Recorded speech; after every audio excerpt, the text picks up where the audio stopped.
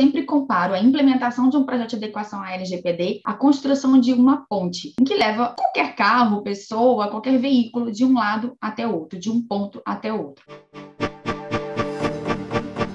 A implementação de um projeto de adequação à Lei Geral de Proteção de Dados deve, antes de tudo, ser entendido, ser encarado como, de fato, a construção de uma ponte que vai fazer com que o seu cliente saia do atual estágio de desconformidade em que ele se encontre até onde ele possa alcançar, então, a conformidade. Então, essa construção desta ponte que vai tirá-lo do ponto A e levá-lo para o ponto B é exatamente o projeto de adequação à Lei Geral de Proteção de Dados. Pensando numa construção, a gente lembra logo de uma casa, de um edifício, de um prédio em geral, a gente associa o alicerce dessa construção, a sua base, a sua estrutura, ali como uma das partes mais importantes, porque toda a construção é em cima daquela base que foi ali construída inicialmente. Da mesma forma, na implementação de um projeto de adequação, o alicerce, a base, é extremamente importante, porque é isso que vai dar sustentação ao projeto. Então, se a base, a estrutura, não estiver devidamente sedimentada, não foi muito bem construída, pode comprometer todo o projeto, assim como um alicerce de uma construção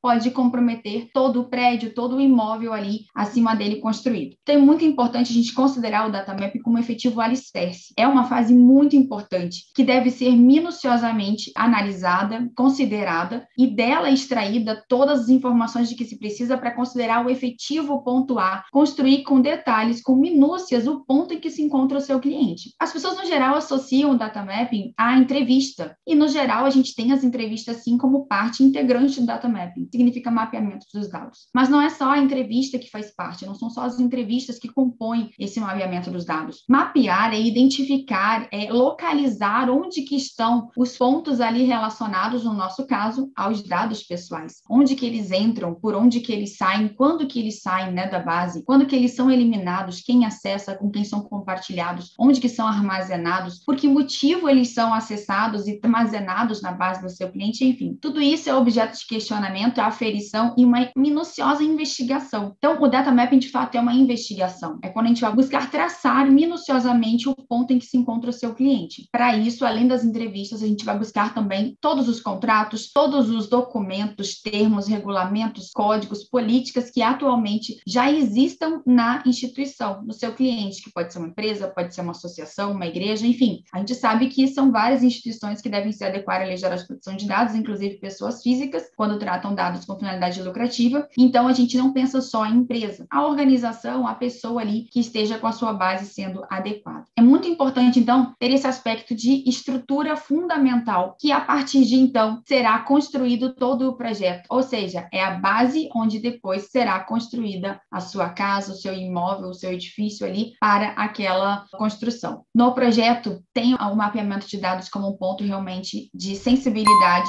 de muita atenção. Todos na equipe é importante que participem do mapeamento dos dados, na verdade, porque em algum momento vão precisar acessar as informações, então, ainda que haja uma divisão das responsabilidades na elaboração dos documentos, dos relatórios, na indicação, na recomendação dos fluxos, ainda assim é importante que todos participem do mapeamento. Alguns vão poder participar em maior grau, outros em menor grau, isso acontece no geral nas equipes e está tudo bem, mas é importante que em algum grau haja a participação de todos.